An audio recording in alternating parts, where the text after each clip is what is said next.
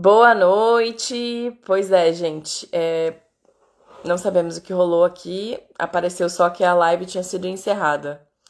Então a gente não sabe se foi o sistema, se foi alguma questão técnica de internet ou o quê. Mas a gente tá retomando, né?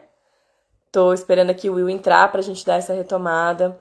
Mas fazendo um breve preâmbulo, gente. Lembrando que essa aqui é a primeira live preparatória para a Solução Inspirare, que é uma vivência que vai acontecer em setembro, do dia 16 ao dia 30 de setembro. Uma vivência com foco, sim, em desintoxicação também. E a gente ainda vai ter várias lives, essa é a primeira de 9 lives. São 9 semanas para a gente estar aqui trocando. E a gente já tinha começado a falar aqui um montão sobre desintoxicação, né? Já tínhamos trazido vários pontos importantes. E aí ficou aqui um debate se a gente começava do zero. Então eu vou sugerir ao Will, né, o William, nutricionista que está aqui junto comigo, que a gente vai estar tocando juntos a Solução Inspirare, que ele retome da parte do intestino, né, que foi de onde ele parou aquele momento. E depois dá pra gente dar uma pincelada no que foi falado anteriormente também. Deixa eu convidar ele aqui. Até agora, né? Ele ainda não entrou. Espero que sim. Gratidão aí pelo retorno, né, pra galera que caiu com a gente e tá retornando. Ué. Eu tinha convidado, acho que agora você me mandou o convite. Vê se vai aí.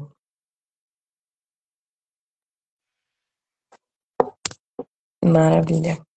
Foi. Sobe um pouquinho só a sua câmera. Ah, você já consegue se ver, né? Eu acho que não dá. Gratidão, Lu, falando aqui, ó. E Lu, Gratidão a todo mundo presente. Bom, vamos lá. O Will vai voltar com a fala dele. Então, a gente estava aqui justamente tecendo uma fala sobre os órgãos de excreção, né?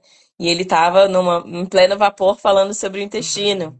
Então, a gente vai dar uma retomada, ele vai falar sobre o intestino de novo, e depois a gente pode dar um preâmbulo aí do que foi falado anteriormente. Vai lá. bom, basicamente, eu estava contando aqui sobre a participação do intestino no processo de detoxificação. Então, o intestino é um órgão também importante no processo de detoxificação, né, por vários motivos, mas basicamente ele faz a barreira, né, para que o conteúdo daquilo que um momento foi o alimento, né, e depois se tornou o bolo fecal.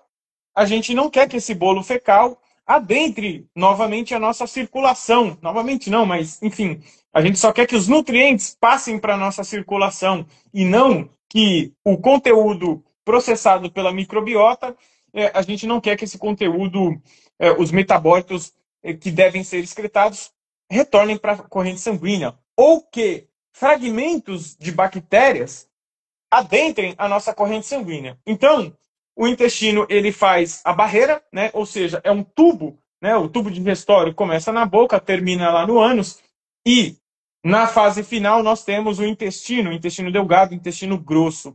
Principalmente ali no intestino grosso, esse bolo alimentar ele já chegou numa fase em que nós precisamos eliminar, né? Até mesmo se esse bolo fecal fica muito tempo parado ali, o que a gente chama de constipação, gera desequilíbrio na microbiota e gera o risco de intoxicação através do intestino, né? Então, eu estava dizendo que muitas doenças autoimunes começam por uma intoxicação que começa ali no intestino, né? Então, ali no intestino pode ocorrer uma fragilidade das junções apertadas entre as células intestinais que fazem essa barreira intestinal, né? Então, você tem a barreira intestinal formada por células justapostas, uma do lado da outra, e dependendo do que acontece nesse intestino, do que essa pessoa come, ela pode gerar uma fragilidade dessas barreiras, e essa barreira intestinal ela abre um vão, e através desse vão,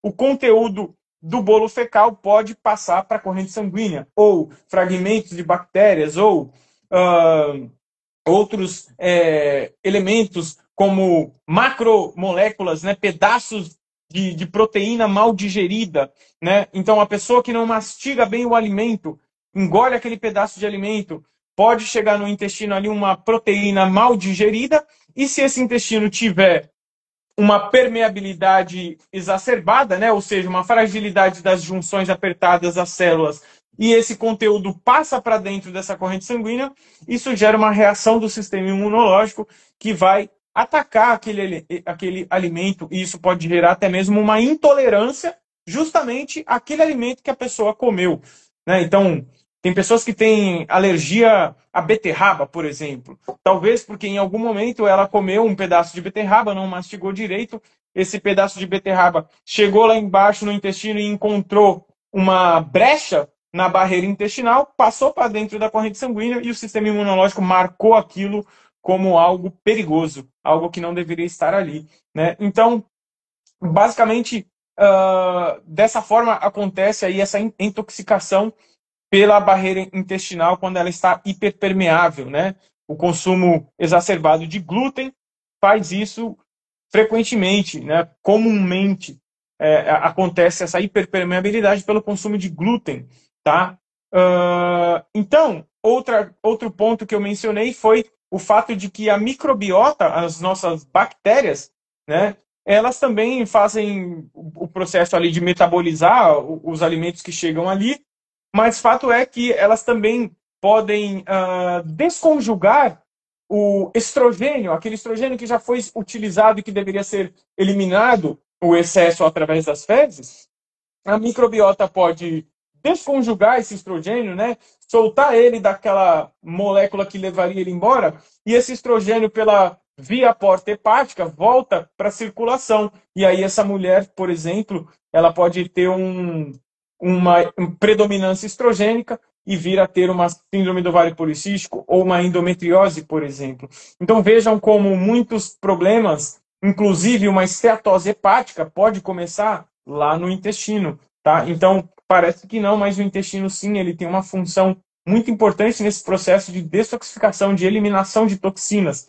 E quando ele está fragilizado, seja pela falta de nutrientes que fortalecem essa barreira, ou seja, pelo consumo, pela exposição de elementos que não deveriam estar ali, causando fragilidade nessa barreira, como o trigo, né, e essa proteína do trigo, e a proteína do leite também, tá? Principalmente do leite A1, a beta-caseomorfina 7. Então, a exposição a esses elementos gera fragilidade da barreira intestinal, essa barreira se rompe e essas moléculas passam para a corrente sanguínea, tá?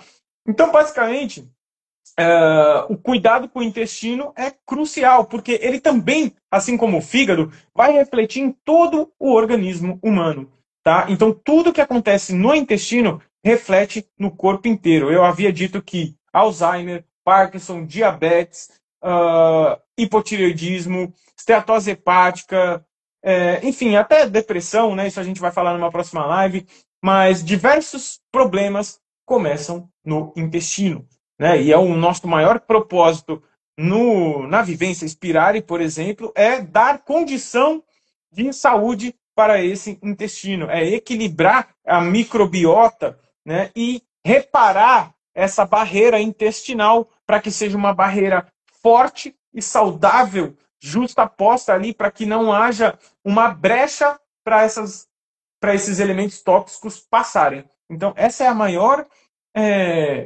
propósito da Inspirare, da vivência Inspirare de limpeza intestinal, é fortalecer essa barreira intestinal e promover saúde a partir do intestino também, tá? Eli, você quer complementar um pouquinho? Agregar só algumas coisas, nem é necessariamente complementar de conhecimento, né? Acho que foi bem profundo o que você já trouxe. Mas para quem está aqui um pouco curioso, né? Ainda não entendeu muito bem do que a gente está falando, Inspirare, o que é isso, né? Antigamente chamada Vivência Inspirare, agora já com o nome A Solução Inspirare. A gente está renovando o nosso material, renovando justamente os conteúdos que a gente traz, né? Tanto na vivência quanto aqui nos nossos Instagrams, para quem está observando. E aí, na vivência, gente, muitas pessoas pensam, então é só ficar de sucos e alimentação crua? Não, é muito mais profundo do que isso. Inclusive, daqui para frente, a gente está com a intenção e o foco de ser uma vivência com poucas vagas. São 15 vagas, tá? Com a intenção justamente da gente poder entrar em trabalhos mais individualizados, compreender um pouco mais o caso de cada um. Tem até uma anamnese individualizada para cada pessoa, para compreender onde que essa pessoa está naquele momento e como que essa limpeza, né, que é a limpeza da solução Inspirare, pode auxiliar essa pessoa. E aí, como o Will já trouxe super bem, né? O intestino pode ser, sim, a porta de entrada de problemas, no sentido em que, se ele está desequilibrado, se a microbiota está desequilibrada, ou se a função intestinal está desequilibrada, ou se há uma baixa motilidade intestinal por algum motivo, série de fatores aí relacionados ao intestino, vai ter, sim, vai respingar, né, em toda a nossa saúde. E aí, quando a gente fala de saúde plena, não dá pra gente descartar conversar sobre o intestino. O intestino talvez seria justamente o órgão de excreção que a gente deveria começar sempre a falar sobre ele e sempre começar por ele quando a gente está pensando numa desintoxicação. Sempre olhar primeiro para ele, né? E aí, uma fala que eu trouxe na outra, antes de cair, a gente voltar aqui agora, é esse lembrete de que, em geral, a gente tem a tendência de acreditar que a desintoxicação ela só acontece quando a gente está em processos focados em desintoxicar, jejuando, ou com sucos, ou com uma alimentação 100% crua ou vegana. E não é bem por aí, gente. O nosso corpo, ele justamente tem essa função incutida nele. É como se a gente fosse uma máquina de autolimpar, né? Então a gente está sempre buscando jogar para fora tanto os metabólitos, né? Como também os outros, todos os outros toxinas que vão entrando no nosso organismo de fora para dentro, né? Então a gente tem que entender que o nosso organismo ele tem vários mecanismos naturais dele e que vão funcionar bem se a gente permite e se a gente não sobrecarrega. A gente tem que pensar, inclusive, por exemplo, eu vou dar um exemplo que pra gente está sendo atual, que a gente está com um problema no carro e o carro tá todo cagado, todo cacarecado, e a gente sabe que isso tem muito a ver com a manutenção dele. O carro não necessariamente é nosso, a gente está usando emprestado, né? Mas, enfim, tem a ver com a manutenção desse carro. Então, um carro que tem uma boa manutenção, faz check-up todo ano, olha se está funcionando legal, troca o óleo, boa gasolina, entra um bom combustível, e aí fazendo essa alusão, metáfora com que a gente se alimenta. E a gente tem que lembrar que a alimentação não é só mastigar, engolir ou tomar, engolir. Pele, que é o próximo órgão aí que eu vou trazer de novo um lembrete mais geral, também é uma maneira de a gente colocar para dentro, sejam toxinas ou sejam informações boas, né? Saibam que a gente sim absorve água pela pele, né? Da mesma maneira que se a gente passa um creme desses, não vou falar marcas, mas desses processados da vida, a gente está absorvendo ali, infelizmente, possivelmente petrolatos, metais pesados, uma série de itens tóxicos para o nosso organismo. Então, a pele, ela sim, ela serve como uma barreira, né? Do externo para o interno. Ela auxilia a gente manter os órgãos no lugar que que eles deveriam estar, os músculos e por aí vai. Então, ela é uma super barreira. Porém, ela também, tem que lembrar, ela não é uma barreira em que a gente simplesmente não entra informação, só segura lá dentro. Não, ela também está eliminando, né?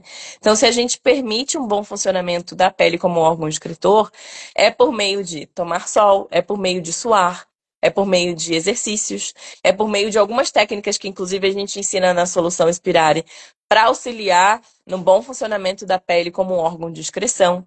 A gente tem que lembrar que, inclusive, o próprio suar ativo por meio dos exercícios físicos auxilia a eliminar ainda mais toxinas. Apesar do que, sim, se a gente ficar lá estatelado na praia tomando sol e suando, a gente vai estar se desintoxicando também, assim como a própria sauna, né? Para quem faz o uso de sauna como talvez uma ferramenta para desintoxicação e para a saúde, a gente tem que lembrar que o melhor dele seria o exercício, suar por meio do exercício. Para eliminação de metais pesados, para eliminação de uma série também de outras toxinas. E lembrando que a própria microbiota da pele, os micro-organismos da pele, se tá bem equilibrada, vai também auxiliar nesse processo de desintoxicação, tá?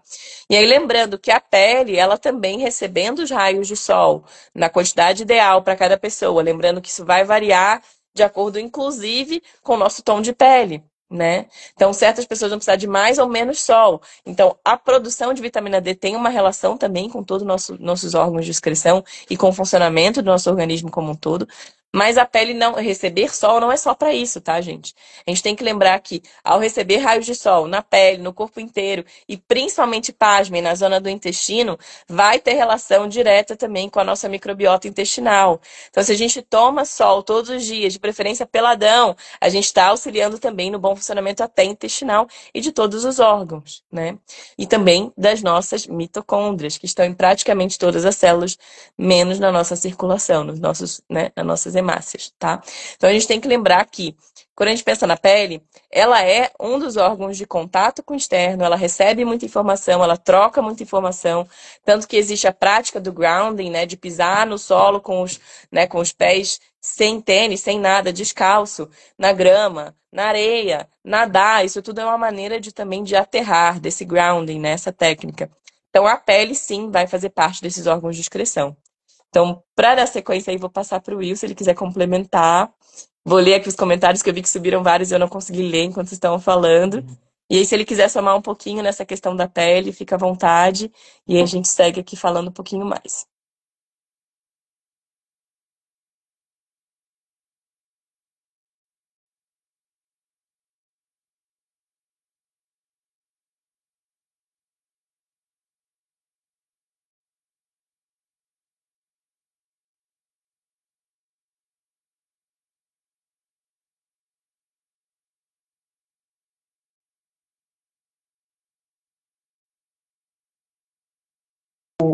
Ai, perdão. Ah, o áudio não. Gente, eu vou muito no automático. De tipo, Desculpa. de fechar o áudio, porque a gente se acostuma que a outra pessoa vai falar, né? Então, perdão. Volta lá, Will. Foi erro Então, meu. não, eu estava falando aqui o seguinte, né? Complementando aqui que os metais tóxicos eles ficam alojados nos tecidos. Então, a prática de exercício, o aumento da temperatura corporal e o processo de eliminar água pela pele, você acaba eliminando essas toxinas que pegam carona por esse suor e sai pela pele, né? Então, é muito interessante a prática de exercícios, assim como a sauna também, né? E outras práticas aí para eliminar metais pesados, né? Tá, eu vou entrar aqui agora, gente, num outro órgão que são os rins, né? Que são órgãos que filtram o nosso sangue, né? Por sinal, 180 litros de sangue por dia passam pelos nossos rins, né? E esse também é um órgão importantíssimo no processo de detoxificação, porque uma vez que o fígado fez ali aquele processo de preparar aquela toxina para que ela possa ser eliminada, o rim é quem vai eliminar de fato através da urina. Só que, se este rim está sofrendo por conta do excesso de sal, né, de sódio, se esse rim está sofrendo pela falta de vitaminas, principalmente B6, vitaminas do complexo B, né, se esse rim está sofrendo por conta de, até mesmo de estresse, né, de um desequilíbrio de hormônios, aldosterona, cortisol, né? Se esse rim está sobrecarregado pelo excesso ou pela falta de cálcio, por exemplo, o excesso de oxalato, né? Se por algum motivo este rim está fragilizado, essa detoxificação fica comprometida, tá? E como eu falei, o intestino ele faz eixo com todo o corpo, inclusive com o rim, tá? Então pode haver translocação de micro-organismos do intestino para o rim também. Isso pode comprometer os rins. Enfim, os rins também são importante órgão de excreção, né? E, obviamente, que a hidratação é importantíssima. E quando eu digo hidratação, não necessariamente somente via água. Beber água, consumo de água, não só isso, mas principalmente comer a sua água. E é por isso aí, já enfatizando um grande detalhe, que é a alimentação crude vegana, né? Uma alimentação crua, ela apoia esse processo de detoxificação. Por quê? Porque ela fornece uma grande quantidade de água, que não é uma água comum, é uma água estruturada, que tem a sua molécula perfeitamente estruturada na forma hexagonal, tá? Ou seja, tem 6 lados, né? Uma estrutura que ela gera uma zona que a gente chama de zona de exclusão. É uma parte dessa estrutura da água que por onde essa água passa, ela começa a expulsar a toxina para fora do caminho dela, literalmente, e isso acaba carreando essas toxinas para fora do organismo. Então isso é muito interessante, como a água dos alimentos crus podem apoiar a detoxificação, principalmente através dos rins. Né? Óbvio que não só os rins, porque o alimento cru fornece uma quantidade de nutrientes muito maior, né, do que o alimento cozido e do que a água do alimento que foi cozido, porque ela perde a estrutura, ela perde a conformação. Então, o fato é que a água estruturada dos alimentos é um grande aliado para a detoxificação, principalmente a nível renal. Tá? Então, quer agregar alguma coisa aí referente aos rins? Eu adoro esse tema com relação à água, né? E também aos rins. Na verdade, tudo que a gente tá falando aqui a gente adora, gente. Eu não sei se dá pra notar, né? Mas com relação a essa questão da água, né? Que foi a pergunta da Marina, até falei pra ela que eu pensei na pergunta, escrevi aqui, né, nos comentários. Pensei na pergunta dela, né, que o Will já estava respondendo aqui, trazendo essa questão da água estruturada. É uma água coloidal, então é muito similar às nossas águas internas. É por isso que comer fruta, comer vegetais no seu estado in natura, crus, hidrata muito mais do que beber água mineral, tá, gente? É justamente por isso. Porque, inclusive, ao beber água mineral, claro que está hidratando, mas o nosso organismo precisa reestruturá-la. Então, é um processo um pouco mais longo e talvez dispendioso, ainda mais dependendo da qualidade de água, que hoje em dia, em geral, a qualidade de água é péssima, né? Que a gente encontra por aí, principalmente para quem mora em grande cidade, para quem consome água tratada. Então, enfim, todo cuidado, né? Tanto o Will quanto eu, a gente dá dicas com relação aos melhores filtros, né? Para quem tá afim de realmente tomar cuidado do que tá tomando com relação à ingesta de água. E não é para parar de beber água necessariamente, tá, gente? Não é bem por aí. Principalmente para quem come alimentos cozidos. É necessário o uso de água mineral, sim, para conseguir contrabalancear, né? A ingesta de alimentos cozidos. Então, não é porque talvez alguém consome bastante cru, mas ainda está consumindo cozidos, ou ainda está consumindo sal, ou enfim, até lembrando do uso da água como uma boa maneira de auxiliar ao bom funcionamento intestinal também. Tem pessoas que mesmo comendo alimentação crua, às vezes tem uma motilidade um pouco mais prejudicada. Então, consumir um pouco mais de água pode também auxiliar nesse equilíbrio. É claro que tem relação com mil outras possíveis faltas de certos nutrientes, relação de fragilidade de outros órgãos que a gente não vai entrar aqui hoje, mas o consumo de água também pode ser positivo, desde que uma água de boa qualidade, tá? Estruturada sempre é bem legal, mas também lembrando que a água mineral tem o seu porquê de ser. Bom, falando sobre os rins, que foi um ponto que eu me esqueci quando falei da pele e que eu trouxe na outra, né, e que depois a gente caiu. A gente tem que lembrar que, inclusive, a própria pele, assim como os rins, é também um órgão de excreção do sistema linfático. Então, os rins, que nem o Will trouxe, né, são uma maneira de a gente excretar o que o sistema linfático está captando ali para ser eliminado, mas a nossa pele também. Então, foi um ponto que eu me esqueci, que pela fala dele eu me lembrei que eu tinha me esquecido. E aí, para a gente falar sobre mais um órgão de excreção, que é um órgão incrível, são órgãos, na verdade, que são dois, né? Os nossos pulmões.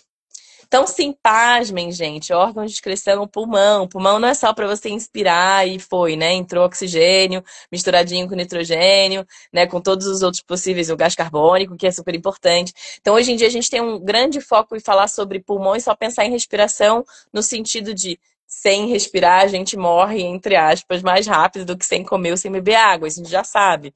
Então, tem que lembrar isso também. O próprio ar que a gente inspira é uma maneira de a gente estar se nutrindo. Tá? E sim, da mesma maneira que o sol é super importante, né? A gente está utilizando o sol também como uma forma de auxiliar a gente na desintoxicação e bom funcionamento, a boa respiração também vai ter relação. E aí, durante também a solução inspirada, a gente traz algumas práticas, mas o bom lembrete é a tendência atual é a grande maioria estar respirando em torno de 16 respirações por minuto. Então, inspire e solta, conta um, tá? A grande parte das pessoas hoje em dia está respirando em torno de 16 vezes por minuto. Isso põe a gente justamente num lado de hiperativação do nosso sistema simpático, que é o sistema de fuga. Tá? Que é o sistema que, inclusive, se a gente não sabe respirar bem, se a gente está sempre nesse curtinho, a gente está ativando demais o simpático, possivelmente por meio dessa respiração acelerada e curtinha. A gente está, inclusive, alterando certas produções hormonais, aumentando, quem sabe, até o cortisol, e pode levar lá uma cascata de efeitos relacionados até o que o Will já trouxe. Tá? A gente tem que lembrar que cortisol elevado pode levar a uma série de outras questões hormonais que são bem complexas. E aí, se a gente for extrapolando as várias explicações sem entrar em detalhe, cortisol elevado pode sim levar à resistência insulínica. Pode levar a uma série de outras questões aí que vão ter relação com outros vários pontinhos que a gente já trouxe, tá? E aí, é claro, por meio de uma boa respiração compassada, lenta, e existem práticas que sugerem que a gente tente diminuir a nosso tempo de inspiração e de expiração, para quem sabe alcançar pelo menos 5 por minuto. Inspire e solta uma, inspire e solta duas, tá? Então, 5. 5 já é demonstrado como um número mágico, que é claro que se a gente conseguir fazer inspiração e expiração menos do que 5, melhor ainda. Só que a gente tem que lembrar que hoje em dia é muito difícil a gente estar o tempo inteiro consciente da respiração. Então é um super trabalho meio meditativo ativo para todo mundo aí, de começar a ter mais conexão com o ato de respirar. E também, o que é interessante da gente lembrar, os pulmões, eles têm uma relação muito grande também com a própria microbiota intestinal, tá? Qualidade de ar vai sim, possivelmente, afetar, já demonstrado por estudos, afetar a boa qualidade de uma microbiota intestinal. E óbvio que se a gente falar sobre a próprio ato da respiração, a gente consegue utilizar essa respiração, né, a forma de respirar consciente, correta, mais lenta, para melhorar também o funcionamento do nosso sistema como um todo, inclusive cardiovascular, tá bom? Então, não sei se o Will quer agregar alguma coisa, eu vou dar uma olhada nas minhas anotações e vou passar para ele um pouquinho. Não, acho que sobre a respiração é isso, mas tem coisas interessantes. Eu me lembrei agora de você falando sobre a respiração. Tem pessoas que são alérgicas a ácaros, né? E aí evita todo que é tipo de lugar que tem poeira, que tem isso, que tem aquilo, que possa ter ácaro, né? Cortinas, cobertor, travesseiro, a fronha e tal. Mas essa mesma pessoa se entope de ácaros através da alimentação. Então, gente, farinhas e todos os tipos de farináceos são grandes fontes de ácaros, tá? Então, se você tem alergia a ácaros, não basta você só ter cuidado com as suas roupas ou as roupas de cama, ou a cortina de casa, o tapete, o carpete, mas farinhas, tá? Farinhas, de modo geral, são ricas em ácaros, né? E isso pode desencadear os mesmos sintomas que você teria respirando num ambiente cheio de ácaros, tá? Então, isso é algo assim para se refletir. Eu já falei muito sobre isso no meu Instagram quando eu falo sobre grãos, né? E assim, respondendo também uma questão, que acho que surgiu até uma pergunta aqui rapidamente. Gente, é muito mais sobre equilíbrio no consumo de determinados elementos, como sal, por exemplo. A colega perguntou, não posso comer sal. Pode comer sal, mas quanto sal você vai comer? E qual a qualidade de sal? Entende? Então, é muito mais sobre a qualidade e a quantidade, a frequência com que você expõe o teu organismo a determinados elementos do que pode ou não pode. Isso vai depender também se você é intolerante a algum elemento. Aí sim, na intolerância, você não pode, né? O sensível ao trigo, ao glúten, ele pode ter uma exposição leve, baixa e esporádica, né? Agora, o intolerante ao glúten, ele não pode ter exposição nenhuma, tá? Então, eu tenho que ter uma dieta 100% crudívora, seria o melhor dos mundos, mas você não tem que ter uma dieta 100% crudívora. Mas, se você conseguir ter uma dieta que te forneça 60%, 70% de alimentos crus a cada refeição, pô, tu já está fora da curva, tu já está assim, diferente de meio mundo, né? Então, é importante a gente pensar de uma forma saudável e levar as coisas por um caminho saudável, né, de equilíbrio, um caminho do meio, né, e não ir para extremos, né? E eu estou falando aqui de uma posição de um ser que já esteve em extremos, né? Então já vivi o Os dois. extremo, a Eli também, mas aquilo, a gente está sempre sendo chamado pelo caminho do meio. E hoje vivemos muito bem esse caminho do meio e tendo o nosso corpo como laboratório, fazendo muitas experiências, muitos testes e sendo fiel aos resultados, nós percebemos hoje que é possível viver um caminho do meio, uma coisa entre os prazeres da vida, da alimentação, o conforto, inclusive emocional, né? E a saúde, tá? Porque ter saúde mental é tão importante quanto ter saúde física, né? Então, se a sua alimentação não te proporciona saúde mental, isso é um problema, tá? Isso é um sério problema. Então, tem que haver esse equilíbrio aí, né? Esse ponto de saúde mental, gente, a gente vai tecer um pouquinho mais na próxima live da semana que vem. Exatamente. Tá? Mas até em cima disso, né, que você trouxe, né, Will, bem legal. Caminho do meio, gente, cada pessoa tem um, tá? Então não existe um caminho do meio único. Então não dá pra gente justamente avaliar cada um.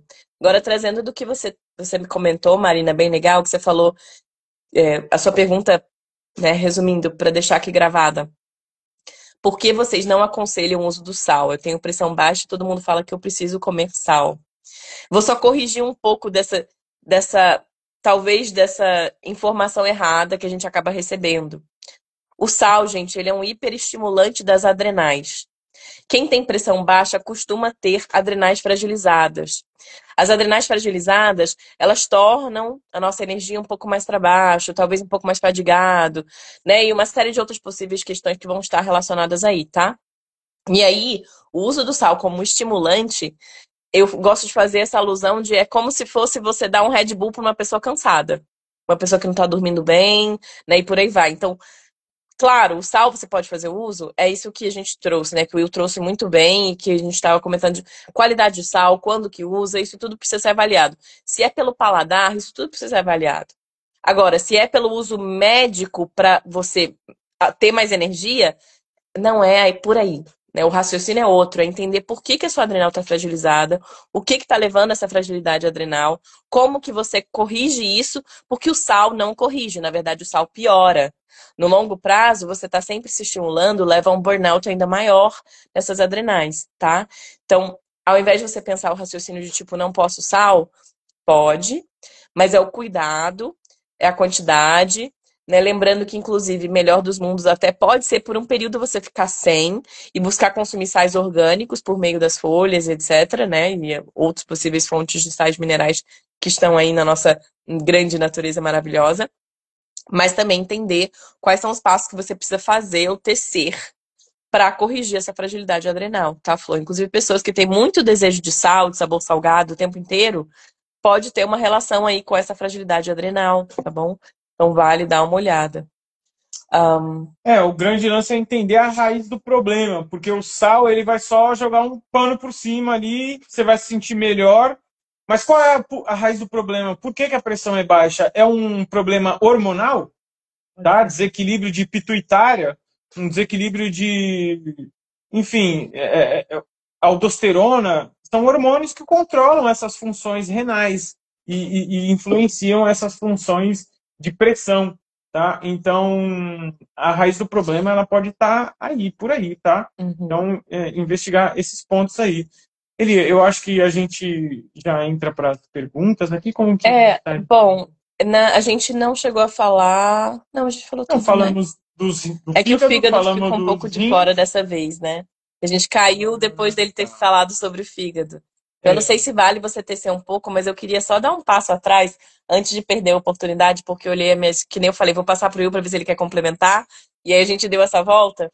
Então, voltando para falar rapidamente sobre respiração, que é o último ponto que eu queria trazer aqui, e que talvez, assim, a gente tenha um grande foco em, para quem tá aqui precisando, gente, quem tem excesso de peso ou conhece alguém que tem excesso de peso, né? A gente tem um grande foco, às vezes, em, para queimar gordura é muito exercício, é comer pouco e por aí vai, né? E a gente esquece que a maior parte da eliminação desses subprodutos aí da queima é pela respiração, tá? Então, água e gás carbônico são subprodutos da oxidação dessa gordura, desses excessos. E justamente quando a gente pensa numa boa respiração, vai também ter super relação com perda de peso. Saibam que, inclusive, a gente perde mais peso, elimina mais peso durante o sono por conta do nosso padrão de respiração mais tranquilo também durante a noite, tá? Então, dormir mais, inclusive, vai ter uma grande relação aí com essa saúde pulmonar e também com essa eliminação de peso. Então, só queria trazer esse ponto aí que ficou para trás um pouquinho. E aí, claro, a gente aprofunda em mais questões, até explicação, quem sabe, né, sobre respiração celular e etc. Isso fica para uma próxima, né, ciclo de Krebs e toda a relação que pode ter aí, a gente pode conversar sobre isso futuramente, que é para trazer essa importância da respiração eficiente, tá? Mas quer dar uma resumida na parte hepática, só para...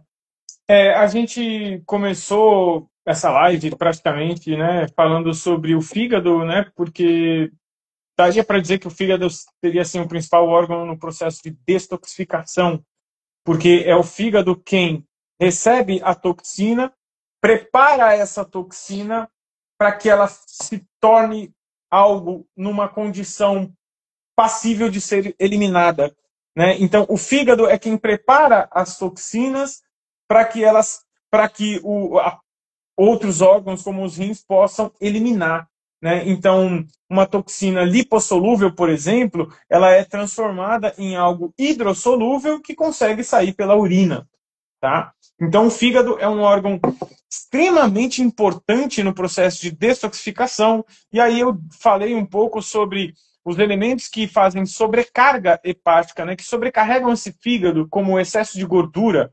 medicamentos, aquele medicamento que o médico te deu e esqueceu de tirar, tá? Todo medicamento tem efeito colateral, gente, não tem jeito. Então, aquele medicamento que o médico te deu e nunca mais tirou, tu tem que chegar para ele e falar, meu amigo, eu realmente preciso de tomar isso aqui a vida inteira ou existe uma solução para eu me ver livre desse medicamento? Porque ele está sobrecarregando o rim. Gente, anti-inflamatório. Cara, é muito comum. Todo mundo tem um anti-inflamatório em casa. Isso é péssimo, tá? Gera sobrecarga hepática e renal também, tá? Gera um desequilíbrio enorme de fígado e de rim também. Então, o fígado, ele é um órgão que ele também precisa de um aporte nutricional eficiente para que ele possa fazer as suas funções de detoxificação, de preparar as toxinas para que sejam eliminadas, tá? Gente, câncer pode começar com um processo, com um fígado que não faz bem esse processo de preparar as toxinas para que elas sejam eliminadas, né? Então, o que pode acontecer? Às vezes, essa fase 1 está super estimulada por, sei lá, cafeína ou algum medicamento, enquanto a fase 2 está mais devagar porque não está recebendo nutriente suficiente para fazer a função dela. Então, eu estou falando fase 1 e 2 porque fígado ele faz detoxificação dividido em uma e outra fase, né? Só que entre essas duas fases, você tem um momento muito importante que é um momento intermediário que ele fica estagnado quando essa fase 2 está prejudicada. Então, se a fase 1 está muito acelerada e sobrecarrega a fase 2, você tem uma sobra residual entre essas duas fases e é aqui que está a toxina mais perigosa que pode existir no seu organismo. É esse residual que fica entre a fase 1 e a fase 2. Né? Então, a gente tem que ter muita atenção com o medicamento, tá? Com suplementação, sem acompanhamento, sem um direcionamento, tá? Porque se sobra um resíduo ali no fígado e não é processado e aquilo escorrega dali, cai para a circulação de volta, câncer, tá?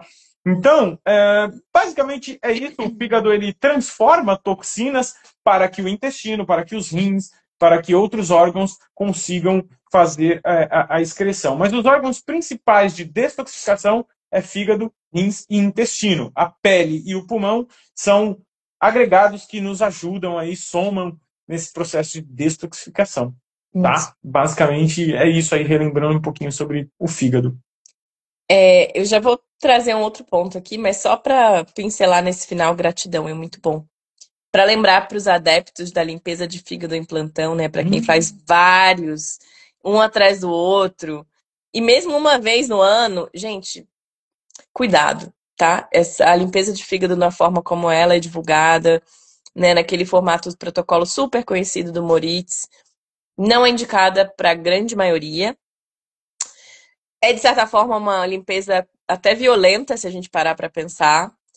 E é muito mais. Para não me alongar muito nisso, porque isso poderia ser uma live à parte, né? Mas, enfim, para a gente não se alongar muito nisso, cuidado, tá? Melhor limpeza hepática é justamente dar um passo atrás, rever os hábitos em geral, pensar em possíveis, quem sabe, não só suplementos em nível nutricional, mas ervas que vão calhar aí com esse momento específico de cada pessoa. Lembrando que não é todo mundo sair tomando boldo da torta e direito, até porque vai desequilibrar justamente fase um, fase 2. Não dá pra ficar aquela galera que toma boldo ad eterno, né? Também não dá. Tem ervas que é tipo, gente, é uma semana e olhe lá. Não é mais do que isso.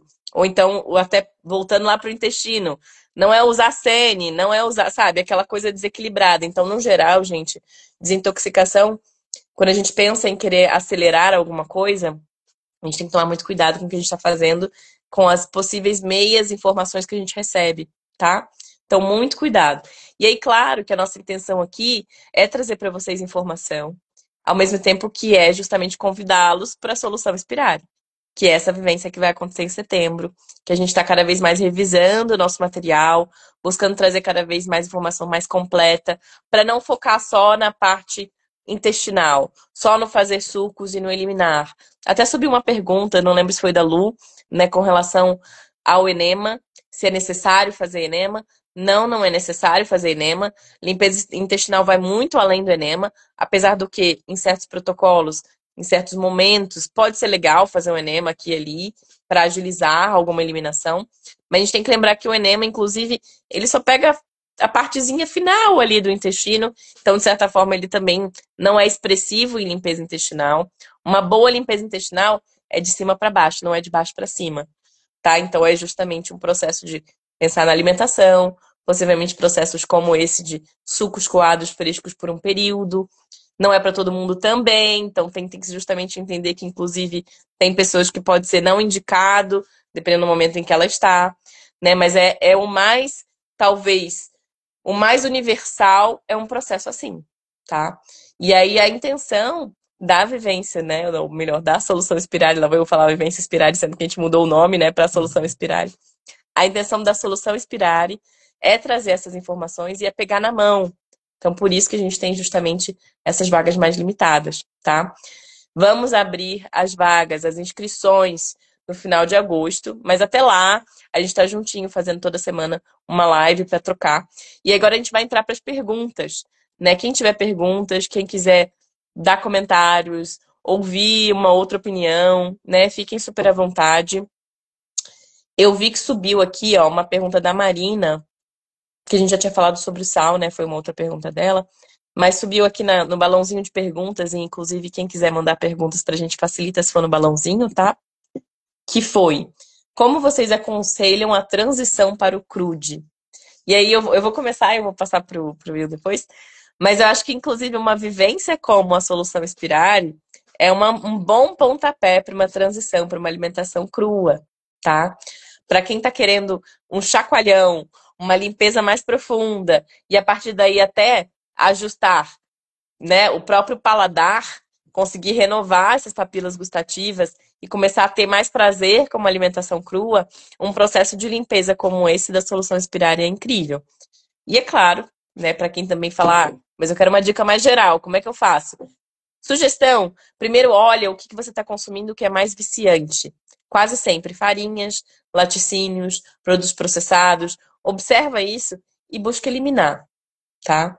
Inicialmente isso facilita muito, porque a partir do momento em que a gente entra, se a gente quer partir de uma alimentação de tudo para uma alimentação crua, a gente vai precisar passar por um período de desintoxicação emocional e mental, a gente vai falar um pouco sobre isso na semana que vem, de certas coisas, mas também física, né?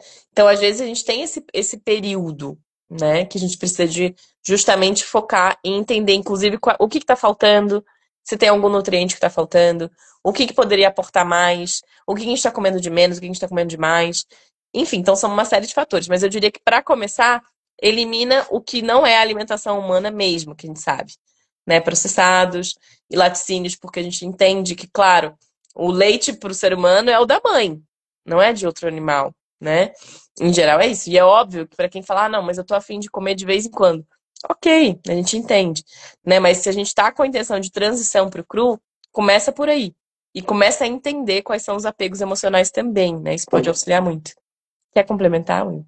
Ah, eu acho que eu poderia dar de dica referente a uma transição para uma alimentação crua é começar aumentando o aporte de alimentos crus, né? Então você não vai começar é, tirando, olha só a diferença entre começar tirando os cozidos e começar aumentando o aporte de alimentos crus. Porque automaticamente, aumentando a quantidade de alimento cru, você diminui a quantidade de alimento cozido, tá? E você ir nesse meio termo, você vai aumentando até você chegar num ponto ali, pô, 100% cru, eu vou fazer aqui dia sim, dia não. Pô, vou fazer 2 dias sim, 3 dias não.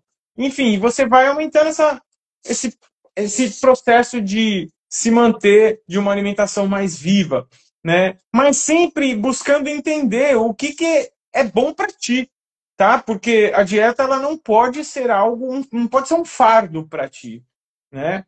Ela tem que te fazer bem em todos os quesitos, né? Mas fato é que eu não acho que existe alguém que vai ter problemas em comer uma mínima quantidade de alimento cru. Então, pô, pelo menos 50% do teu prato ali pode ser cru, Deveria. tá? Deveria ser para todos, né? Então, o que eu acho é que uma refeições que são 100% cozidas, é complicado, é pesado, né, para o organismo. Você vai ver que é pesado quando você passar a ter uma alimentação majoritariamente crua, né? Mas, assim, é isso, é sempre nesse meio termo, assim, a alimentação crua, ela é incrível, ela é maravilhosa, mas ela tem que ser saudável para ti em todos os quesitos, tá? Se para ti é mais saudável ter 20% de alimento cozido no prato, meu, tá lindo, tá maravilhoso. Claro que, assim, você ter uma vivência de um período de alimentação 100% crua cara, é insubstituível. Assim, eu tive uma fase da minha vida em que eu vivi 3 anos 100% cru, estritamente dieta crua. Foi incrível, uma limpeza assim, ó, que eu não sei dizer para vocês, assim, uma coisa incrível para o meu organismo. Mas chegou um momento que já não dava para ficar ali aquela coisa 100% crua, por conta da minha experiência de vida nesse planeta, né? Então, tudo isso tem que ser considerado para que você tenha saúde em todos os âmbitos. O ser humano, ele é um conjunto de fatores, de questões, né? Muita coisa a se considerar. Não dá para ter só a dieta perfeita e todo o resto bagunçado, porque uma coisa vai influenciar na outra, né? Então, mas fato é que a vivência, né, a experiência da Inspirare é um pontapé sensacional, porque tu vai fazer assim uma limpeza muito bacana que vai te proporcionar ter um prazer, né? Tu vai estar no embalo, né? Tu vai estar ali no grupo com as pessoas trocando e cada um contando seus relatos e tal. Tu vai estar numa energia que quando terminar aquela vivência, você vai estar embalado. Então, para você seguir ali numa dieta majoritariamente crua, vai ficar muito mais fácil. Até para trazer exemplos, né? Já aconteceu de pessoas que vieram para Inspirares antigas, que entraram com zero intenção de ficar na alimentação crua e que depois seguiram e já estão talvez há mais de 3 ou 4 anos na alimentação crua desde então. Assim como pessoas que entraram com uma alimentação 100% crua, fizeram expirar e conheço duas que até hoje estão 100% de líquidos e já faz talvez uns 2 anos, né, que não voltaram para os sólidos. Ou melhor dizendo, que de vez em quando comem alguma fruta sólida, uma saladinha, mas 90% da ingestão é líquida. E aí é para dizer para vocês que cada um é um. Assim como tem pessoas que fazem a vivência de sucos, já são do cru e seguem no cru. Ou tem pessoas que fazem a vivência de sucos, comiam de tudo antes e voltaram a comer de tudo depois, mas talvez com uma consciência maior, com um equilíbrio maior. Então não é uma vivência que é focada em pessoas que querem só comer cru, tá? É uma vivência para todo mundo, com a intenção de justamente depurar. Claro que nem eu trouxe antes, né? Eu até mencionei. não é para todo mundo, e agora eu tô falando para todo mundo, no sentido em que a gente tem que entender que os equilíbrios dos sucos específicos vão variar de pessoa para pessoa, tá? Tem pessoas que talvez deveriam estar consumindo mais sucos de folhas, mais verdes, mais pepino, né? Mais sucos talvez hipocalóricos, por uma série de questões, possivelmente até, quem sabe, o Will pode adentrar nisso também se vocês quiserem, mas de um fígado um pouco mais sobrecarregado. E tem pessoas que não, que vão talvez se beneficiar muito mais de sucos mais de frutas, né? Ao longo do processo inteiro, né? Eu vou tentar aqui fazer. São várias perguntas que subiram, caraca. Eu vou tentar elencar uma ordem aqui das perguntas que façam sentido, tá? Para justamente ficar um pouquinho mais fácil. Vou puxar esse último ponto do cozido, porque subiu uma pergunta da Pri, que a gente trouxe do cozido, e depois daí a gente tece para outro lado. Que é o seguinte: por que o cozido é mais pesado se as fibras são abrandadas pelo cozimento? A gente tem que lembrar que quando a gente fala de uma alimentação cozida, eu vou falar um pouquinho, depois o Will soma, né? Justamente a gente está perdendo uma série de nutrientes aí, tá, gente? O cozimento, a gente perde complexo B em geral, a gente perde vitamina C, né? Então, a maior parte das vitaminas a gente acaba, infelizmente, perdendo com o cozimento. E aí, quando a gente pensa nisso, é o primeiro ponto para a gente entender que a nossa alimentação não deveria ser majoritariamente cozida. Ou pelo menos que nem o Will trouxe, né? Pelo menos 50-50. Dizem que o ideal dos mundos é pelo menos 60-70%, né? E aí, para quem quiser ficar no 100%, sentir que tá afim, que gosta, que é isso, ótimo, fica o super convite. Né? Então, a partir de 60-70% do prato cru, já é bem interessante. Lembrando que não é só a quantidade. Qual a qualidade desse cozido que tá naquele prato também importa muito, né? Uma super salada enorme com um pedaço de pizza da pior qualidade, esse cozido aí não é o melhor cozido que poderia estar entrando nesse prato, possivelmente. Muito provavelmente, né? Então também tem essa questão. Fora isso, o cozido por si só, como a gente carameliza gorduras, a gente, né, acaba perdendo, desestruturando proteínas. Por isso que torna também a própria digestão um pouco mais dificultosa. Que, de certa forma, a gente está tendo todo um trabalho de digestão para não necessariamente conseguir assimilar tudo. Então, até acho que em torno de 50%, Will? 50% das proteínas a gente desnatura com o cozimento. Eu já não me lembro exatamente a proporção. Mas imaginem, se vocês querem, para quem tem uma necessidade, mulheres principalmente, né? E tem dificuldade de consumir um pouco mais, tem uma necessidade maior de proteína, por exemplo, ao estar consumindo só cozidos, mesmo que seja lentilha, grão de bico, enfim, alimentos de origem vegetal, a gente acaba perdendo metade, né, do que seria esse potencial nutritivo, falando só da proteína, aí no cozimento, né? Então também tem um pouco disso. Lembrando, inclusive, que também aí de mais simples, só pensar também na natureza. Somos o único animal que desestrutura seu alimento por meio do fogo, né? E é claro que isso tem uma relação emocional, tem uma relação com uma série de outras questões, até cultural, né? De contexto, de local onde a gente está. Somos possivelmente a única espécie que resolve viver em ambientes que seriam teoricamente inóspitos para nossa espécie, com climas que não são necessariamente o mais agradável para a gente, e a gente ainda tem a coragem, talvez, se assim puder dizer, de viver nesses lugares. E aí é claro que para pessoas que vivem em lugares mais inóspitos ou com um clima muito diferenciado dentro do que seria talvez essa zona equatorial, que é a zona mais para o ser humano mesmo, também vai ter uma necessidade maior de cozidos, talvez pelo frio. E até porque às vezes falta fruta, né? E fruta de boa qualidade nesses lugares. Então a gente acaba se adaptando, o ser humano se adapta muito, né? Enfim, quer complementar? Ué? Nesse sentido, do Ah, cozido? assim, são várias questões, né? Essa questão do cozido, porque além de da gente perder ali uma parte dos nutrientes, o alimento ele também gera um processo que a gente chama de leucocitose digestiva. Conforme o alimento teve a sua estrutura modificada, o corpo já não reconhece mais aquela estrutura e ele acaba atacando primeiro aquela estrutura e depois ele vai ver se ele tira alguma coisa de útil dali, né? Então, esse é um ponto que, para mim, assim, é o que mais ficou na minha mente e me fez ter uma dieta majoritariamente crua, né? Essa questão acho que a pergunta, a mesma pergunta da Pri aqui, Da Ayurveda? Ayurveda recomenda alimentação 100% cozida, em especial para quem... Isso, já entrando nessa pergunta aqui. Deixa eu ler a pergunta, gente, porque vocês não vão saber. É um comentário de Davi, falando que a Ayurveda recomenda alimentação 100% cozida, em especial para quem tem o acne ou a digestão mais fragilizada. Esse ponto, no meu modo de ver, tá? E de outras pessoas, porque eu ouvi isso, não me lembro de quem, mas ouvi de um profissional e que fez muito sentido para mim. Gente, na Índia, o saneamento lá, a higiene é precária, super precária, tá? Então tem essa questão também. Esse é um grande motivo pelo qual eles cozinham tudo, tá? Para Mas quem já tem amigos ou já foi para a Índia, já deve ter passado por questões. Mas sim, tem também a questão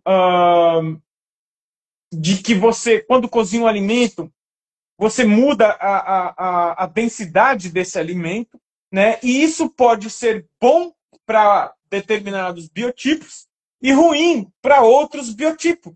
Então isso vai depender muito do biotipo. Quando você estuda o conteúdo do Dr.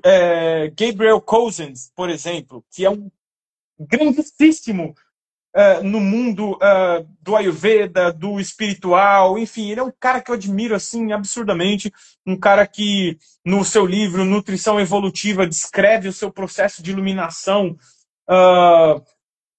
com a ajuda ali do seu guia, do seu guru, enfim, que ele foi até a Índia, conheceu o seu guru, e, enfim, ele é um cara que ele conhece muito bem, é um médico que conhece muito bem o Ayurveda e a alimentação ayurvédica, e ele tem uma dieta 100% crua. E ele é vata. Para piorar ainda mais para bugar a mente de quem estuda o Ayurveda, ele é vata.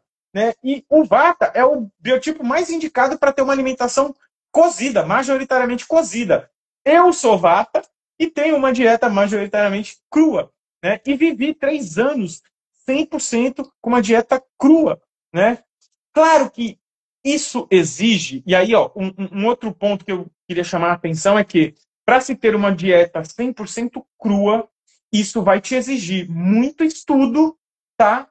Ou acompanhamento de quem tem muita experiência, tá? Porque em 2025 tu ter uma dieta 100% crua, sem um acompanhamento, sem estudo, você vai fazer besteira. Você vai se machucar, você vai ter problema, tá? Tu vai ficar anêmica, vai ficar fraca. Então, muito cuidado, tá, gente? Alimentação 100% crua parece a coisa mais simples do mundo, é só pegar tudo cru e comer, mas não é bem assim. Estamos no ano de 2025 no planeta Terra, onde você não tem mais um solo como era há 40, 50 anos atrás. Você não tem a mesma quantidade de nutrientes nos alimentos como eram no passado. Então, isso é muito sério, tá? E eu vivi na pele essa questão de fragilidades, coisa e tal. Deixa eu só complementar até nisso que você trouxe.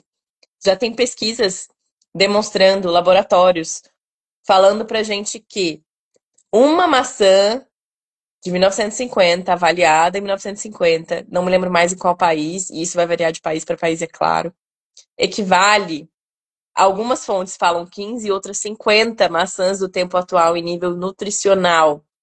Então imaginem, quantas pessoas que são fruge, crude, que eu conheço, e eu já vivi isso, porque eu já acreditei nisso, que falam, é só comer cru que tá tudo certo. E não é bem por aí.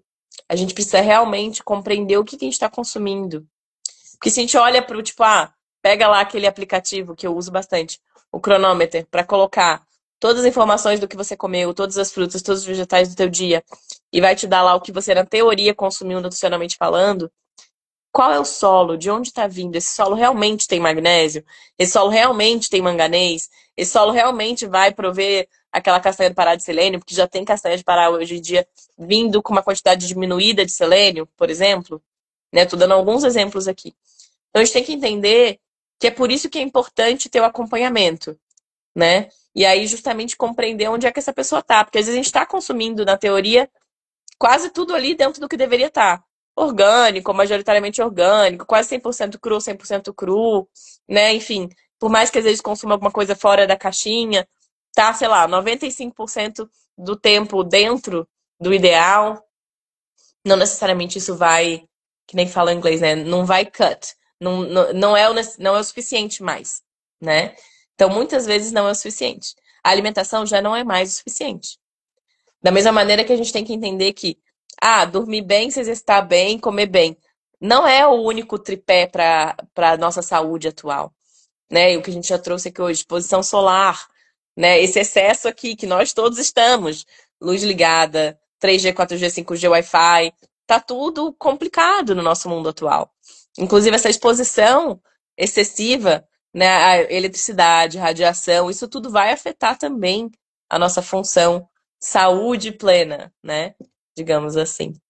Um, Ah, Priscila, quando você limpa o intestino, automaticamente você desintoxica os rins, o fígado e todo o seu organismo, tá? Porque o intestino ele faz eixo com o corpo inteiro. E aí, gordura no fígado, né? Isso vai depender do grau em que tá? Se é uma esteatose hepática de grau 1, 2 ou 3, tá? E Silvana, minha amiga querida, a sua questão eu conheço bem, porque você é minha paciente, e também depende do grau, tá? Isso é algo grau que da fibrose hepática, tá, gente? é, Só para quem for ouvir depois não tá entendendo do que a Silvana a falou. pergunta da Silvana é se fibrose hepática ela pode fazer a espiral, se a espiral vai ajudar ela, né? Então, isso também depende muito. Eu diria que provavelmente não, tá? Por quê? Porque no processo da espiral, o organismo recebe uma quantidade de nutrientes enorme, tá? E quem metaboliza tudo isso é o fígado, tá? Então, o fígado ele não pode estar comprometido de um certo nível para frente, tá? Ele tem que estar ali bacana, em bom funcionamento, né? Porque a Spirari ela vai melhorar o que já está bom referente ao fígado, tá? Ela pode turbinar o fígado, mas em casos de esteatose hepática de grau 2 e 3, fibrose hepática, a intervenção é um pouco diferente, tá? A gente quer deixar esse fígado mais tranquilo possível, o mais calmo possível, o menos sobrecarregado possível. E a gente vai entrar com outros compostos para recompor esse fígado, né? Para eliminar essa esteatose hepática, para eliminar essa fibrose hepática. Então a gente vai fazer o quê? A gente vai fazer um carinho no fígado. A gente não vai pôr ele para trabalhar. E na Spirari, entre aspas, a gente vai pôr ele para trabalhar um pouquinho, entendeu? A gente vai dar condição para ele trabalhar. Mas na esteatose hepática e na fibrose, a condição dele está prejudicada. Aí são outros processos, outros compostos Antes de ativos chegar lá. que vão ajudar esse fígado para depois, no futuro, você chegar numa Spirari. Agora, deixa eu só falar uma outra coisinha. Gente, muito cuidado com plantas, tá? Fitoterápicos, porque o que são fitoterápicos? É o veneno que a planta produz. E a gente pega esse veneninho na dose certa e utiliza como remédio, tá? Então, muito cuidado com fitoterápicos. Porque o fulano falou que o chá de não sei o que é bom. Aí você vai ver a pessoa tá tomando chá de boldo há 6 meses. 2 anos. E, gente, boldo é hepatotóxico. Ele pode travar o teu fígado. E se seu fígado parar, o seu corpo inteiro para. Tá? Então, cuidado, gente. Fitoterápico, plantas. Quem é que mexia com planta quando você não tinha aí o profissional da fitoterapia? Quem era a única pessoa que mexia com planta? Era a benzedeira. Você não ia se meter a besta de ir lá e pegar um fitoterápico que você nem conhece, não sabe como funciona e toma de qualquer jeito. Não. É só aquela senhorinha ou senhorzinho que tinha o conhecimento ali recebido por outras vias, né? E tinha aquele conhecimento e passava na dose certa pelo período certo. Então, gente, cuidado, porque fazer sobrecarga hepática com fitoterápicos é muito fácil e muito perigoso, tá bem? Então, basicamente, é isso. Já resumiu todas as Matamos próximas. 3 respostas aí, já foi 3 perguntas. Queria até só comentar em cima disso, né? Eu diria, e aí eu acredito, né? Não sei se o Will vai discordar de mim. Acho que não. Eu diria que esses são os únicos casos que são, talvez, de pé atrás para participar da Spirale. De restante, gente, não importa se é hipotiroidismo, se é hipertiroidismo, se é diabetes tipo 1, tipo 2, não importa. Todos podem participar, tá? Inclusive pessoas com outras questões, né? Obesidade, que dirá. Já aconteceu de uma pessoa que participou de uma Spirale há algum tempo atrás que ela sentiu de continuar, são 15 dias de vivência. Ela sentiu de continuar o que estava já vivenciando ali por mais 15, e em um mês ela perdeu 13 quilos. Né? Dando um exemplo de uma pessoa com sobrepeso. E, enfim, é só mais um exemplo, né, do quanto a gente pode trazer aí. Já tiveram lives de depoimento também, para quem tiver interesse depois dar uma corrida lá no nosso YouTube, né, que tá lá gravada. Deixa eu ver se tem mais alguma coisa aqui. Ah, e outra coisa que eu lembrei aqui da pergunta, né, da Pri. Que a pergunta da Pri, que o Will respondeu, né, já respondeu e ele não tinha lido ainda a pergunta, foi se a Spirale também desintoxica os rins e o fígado ou apenas o intestino. Lembrando que a Spirale não faz nada. Quem faz é o corpo de vocês, tá? E o corpo de vocês, ele vai ser auxiliado pelo processo de uma limpeza, seja com sucos, seja até, né, com a própria alimentação crua, porque tem dias de alimentação crua ao longo do processo da Spirale. E para quem também tem interesse em jejuar, por exemplo, gente, jejum também tem uma relação aí com a desintoxicação bem interessante. Para pessoas com questões hepáticas, já que a gente tocou nisso, possivelmente para essa pessoa se preparar para um jejum é muito mais interessante em nível hepático do que um processo de sucos, né? Então, enfim, tem várias questões aí. Aquela pergunta que subiu lá atrás, né, do Davi. Como saber da qualidade do sal? Procedência, querido, e forma de extração, basicamente. Né? Então, a gente entende que, dependendo da procedência desse sal, tem uma qualidade X ou Y, e da forma como ele é processado. Sal muito branco, gente, desconfiem, tá? O ideal é que o sal seja mais acinzentado ou que tenha uma outra coloração. Muito branco, ele passa por um processo de alvejamento, fala isso? É alvejante, Eu não sei se fala alvejamento, mas enfim. Eles se utilizam alvejantes para tornar ele branco, tá? Então não é a cor natural do sal. Então, sal branco, desconfiem. E, obviamente, sal cisne, pelo amor de Deus, fujam. Sal iodado, fujam. Né? Então, essa questão da gente procurar o sal mais natural possível. No Brasil, falam sobre o sal do Mossoró. Sal marinho de Mossoró é um bom sal. O sal tem que ser úmido, tá? Isso. Quando ele é úmido, Tem mais magnésio. Ele tá rico em minerais ali. Eu, particularmente, Davi, gosto do sal de Mossoró. E tem uma marca que... Nossa, agora me fugiu o nome, mas chama Al-Babi, eu acho. É um nome árabe, tá? Mas se você colocar AL, sal marinho, você vai encontrar essa marca. É uma das marcas que eu encontrei que tem o sal sem iodo, tá? Na minha página tem um link. Se você entrar naquele link, você vai achar um outro link que vai direto para uma lista de itens que eu utilizo e que eu indico para os meus pacientes. Que essa lista ela tá na Shopee. Então essa lista tá no link que está na minha página, que vai para um outro link que você acessa esse link da Shopee. E lá tem uma abinha que está escrito ali sal, temperos e dadadã. Ali eu coloquei sal marinho de Mossoró e inclusive essa opção de sal sem iodo. Gente, só um detalhe. Se você vai consumir sal sem iodo, pode ser interessante suplementar iodo, mas você vai procurar o seu profissional para ele ver qual é a dose de iodo que você vai usar. Pelo amor de Deus, não vá na farmácia amanhã e compre iodo e sal sem iodo, tá?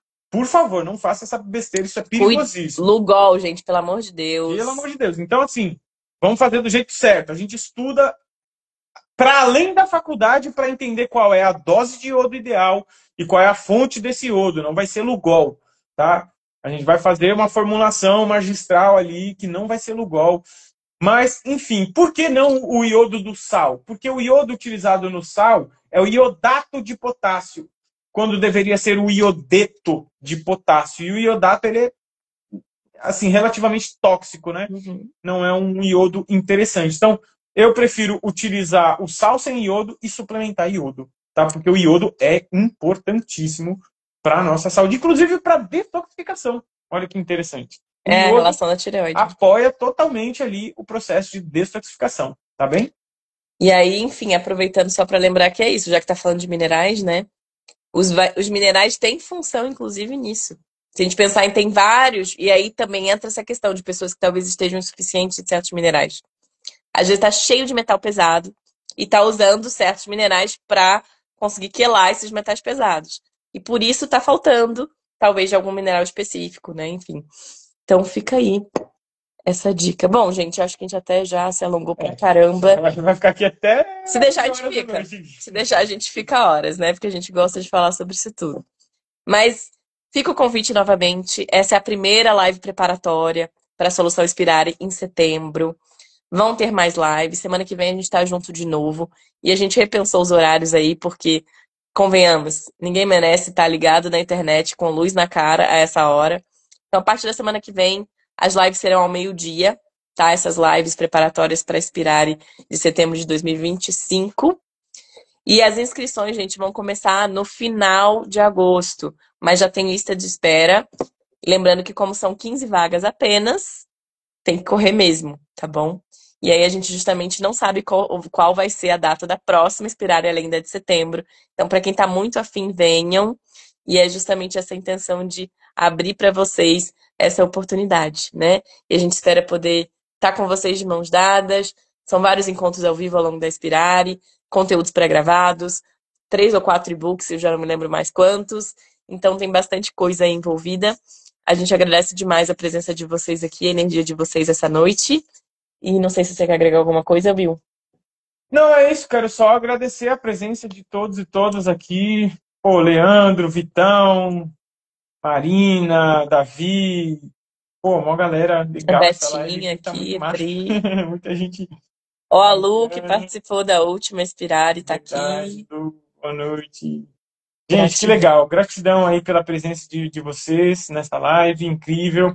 Então, as próximas vai ser no momento ali que vocês sentarem para almoçar, Meio-dia. Venham comer meio-dia. frutinhas com a gente. Isso, vamos estar se nutrindo não só através do alimento, mas também aí nutrindo a mente de vocês de informações riquíssimas para que a gente possa viver, ter longevidade com qualidade, como eu gosto de dizer. Longevidade com qualidade. Porque só longevidade, Não porra, serve de nada, aí eu né? nem quero. É, minha avó faleceu com 102, gente, mas acamada. Tipo, não tô afim disso.